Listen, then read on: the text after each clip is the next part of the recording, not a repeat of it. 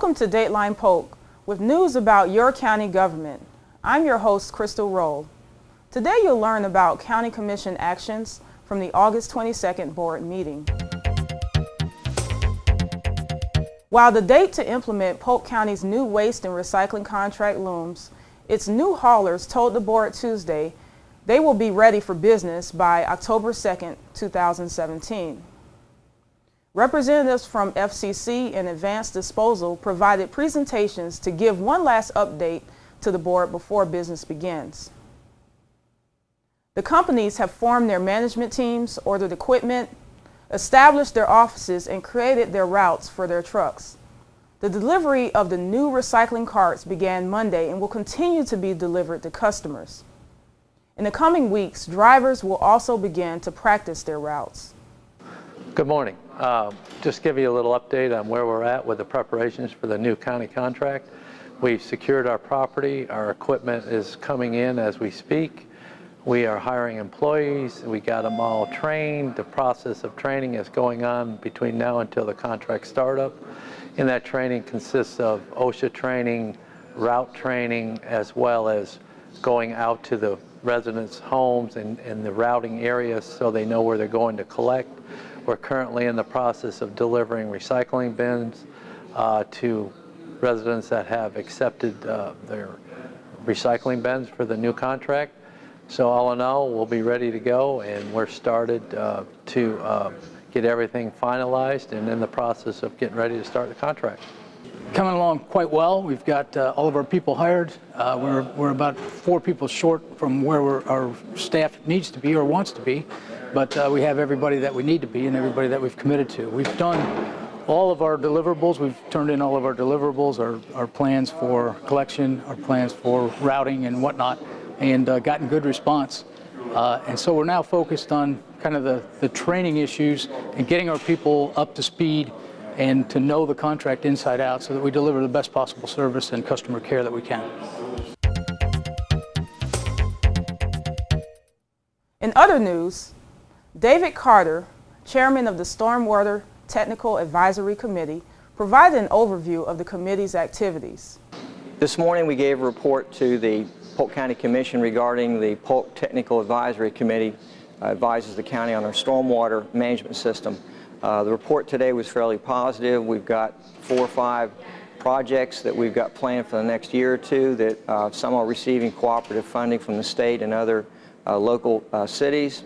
Those projects would help hydrate and do water quality control on some stormwater pipes that are currently draining directly into the area lakes. We reported today also that we're in compliance with our municipally separate MS4 stormwater permit. That's a permit that we have with the DEP.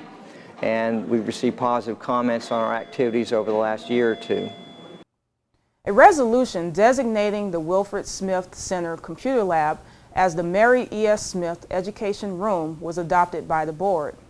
Well, Mary Smith, first of all, was my mother, and she was dedicated to the community. She was dedicated to the elderly. She was dedicated to all that she put forth to help mankind.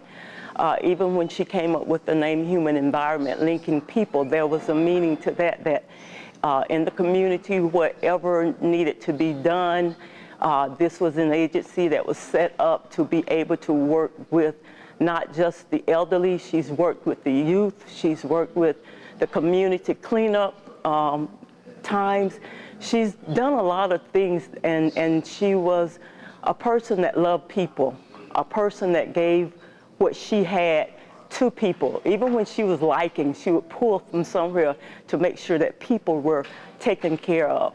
And that was her life, and that's her legacy.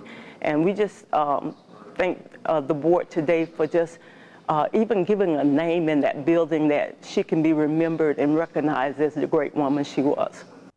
The board also adopted a resolution urging the Florida legislature to provide funding for the Florida Forever program as mandated by Florida voters to complete the mission of preserving the state's natural heritage and water resources for future generations. A transportation impact fee settlement agreement with RAMCO-GERSHENSON Incorporated and the county was approved by the board, which will equate to about $760,000 in transportation impact fee credits between now and August 2023. The board approved Polk County Workforce Development Board's final operating budget for the coming fiscal year. The measure also authorized Chairman Melanie Bell to sign the budget on behalf of the county. The board also made several appointments to the lay boards that serve Polk, which include Rebecca Becky Troutman and Harold Reggie Baxter were appointed to the Polk County Planning Commission for 3-year terms that expire in August 2020. Dr. Angela M. Garcia Falconetti was appointed to the Workforce Development Board for a 3-year term that expires in August 2020. William H. Cloyd was appointed to the Value Adjustment Board. In public hearings, during the afternoon session, the board held several public hearings on a variety of items. Those items up for consideration included: a resolution was adopted to vacate a 10-foot wide platted utility easement on the plat of Hillcrest homes of Lake Davenport, Phase 2. The board also adopted another resolution that vacated a platted alleyway in the plat of the Townsite of Gardenia, Unit 1. The board voted to transmit a large-scale comprehensive plan text amendment to delete the soil manufacturing land use category and process this use as a solid waste management facility. The first of 2 public hearings was held Tuesday on whether to approve a land development code text amendment to process the soil manufacturing land use as a solid waste manufacturing facility. No action was taken on this item. Well, that wraps up this edition of Dateline Polk. To keep current with the programs and progress in the county, visit us online at polk-county.net or follow us on Facebook and Twitter. We encourage you to join us at the next scheduled board meeting at 9 a.m. Tuesday, September 5th. I'm Cristal Rolle. Thanks for watching.